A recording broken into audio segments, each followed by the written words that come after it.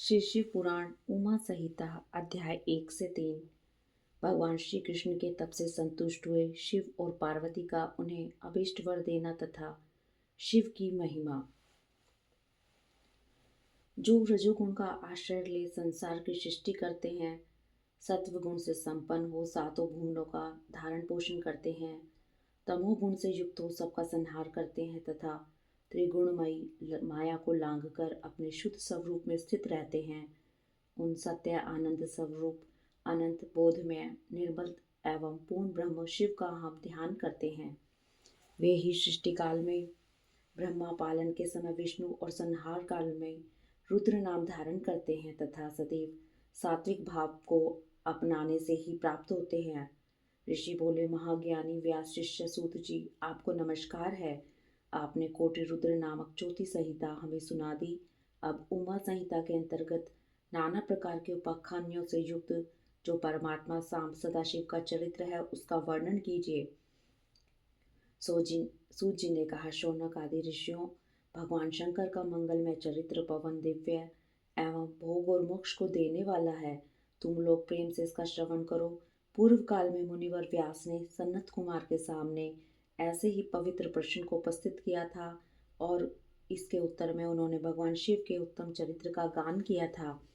उस समय पुत्र की प्राप्ति के निमित्त श्री कृष्ण के हिमवान पर्वत पर जाकर महर्षि उपमन्यु से मिलने, उनकी बताई हुई पद्धति के अनुसार भगवान शिव की प्रसन्नता के लिए तप करने, उनके तप से प्रसन्न होकर पार्वती, कार्तिकेय तथा गणेश सहित शिव के प्रकट होने तथा श्री कृष्ण के द्वारा उनकी स्तुति पूर्वक वरदान मांगने की कथा सुनाकर सनत कुमार जी ने कहा।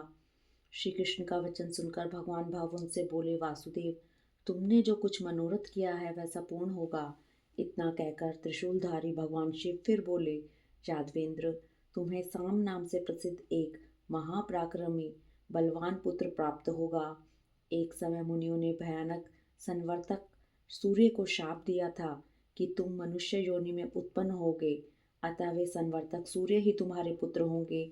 इसके सिवा जो जो तुम्हें अभिष्ट है वह तुम सब प्राप्त करो। इस प्रकार परमेश्वर शिव से संपूर्ण वरों को प्राप्त करके श्री कृष्ण ने विविध प्रकार की बहुत सी स्तुतियों द्वारा उन्हें पूर्णतया संतुष्ट किया। तदंतर भक्त वत्सला गिरिराज कुमारी शिवा ने प्रसन्न हो उन तपस्वी शिव भक्त महात्मा वासुदेव से कहा, परम बुद्धिमान वासुदेव नंदन श्री कृष्ण, मैं तुमसे बहुत संतुष्ट हूँ। अनग, तुम मुझसे भी उन मनोवांछित वरों को ग्रहण करो जो भूतल पर दुर्लभ हैं। श्री कृष्ण ने कहा, देवी, यदि आप मेरे सत्य तप से संतुष्ट हैं और मुझे वर दे रही हैं तो मैं यह चाहता हूँ कि ब्राह्मणों के प्रति कभी मेरे मन में द्वेष न हो। मैं सदा द्विजों का पूजन करता रहूँ। मेरे माता पिता सदा मुझसे संतुष्ट रहें। मैं जहाँ कहीं भी जाऊँ समस्त प्राणियों के प्रति मेरे हृदय में अनुकूल भाव रहे। आपके दर्शन के प्रभाव से मेरी संतति उत्तम हो। मैं सैकड़ों यज्ञ करके इंद्र आदि देवताओं को तृप्त करूं। सहस्त्रों साधु सन्यासियों और अतिथियों को सदा अपने घर पर श्रद्धा से पवित्र अन्न का भोजन कराऊं। भाई बंधुओं के साथ नित्य मेरा प्रेम बना रहे तथा मैं सदा संतुष्ट रहूं। श्री कृष्ण का यह वचन सुनकर संपूर्ण अभिष्टों को देने वाली सनातनी देवी पार्वती विस्मित हो उनसे बोली, वासुदेव, ऐसा ही होगा, तुम्हारा कल्याण हो। इस प्रकार श्री कृष्ण पर उत्तम कृपा करके उन्हें उन वरों को देकर पार्वती देवी तथा परमेश्वर शिव दोनों ही वहां से अंतर ध्यान हो गए। तदंतर केशी हंता श्री कृष्ण ने मुनिवर उपमन्यु को प्रणाम करके उनसे वर प्राप्ति का सारा समाचार बताया। तब उन मुनि ने कहा, जनार्दन, संसार में भगवान शिव के सिवा दूसरा कौन महादानी ईश्वर है तथा क्रोध के समय दूसरा कौन अत्यंत दुस्सह हो सकता है। महायशस्वी गोविंद, दान, तप, शौर्य तथा स्थिरता में शिव से बढ़कर कौन है। अतः तुम शंभु के दिव्य ऐश्वर्य का सदा श्रवण करते रहो। तदंतर उपमन्यु के द्वारा शिव की महिमा सुनने के बाद उन मुनीश्वर को नमस्कार करके वासुदेव नंदन केशव मन ही मन शंभु का स्मरण करते हुए द्वारकापुरी को चले गए। इति श्री अध्याय 1 और 2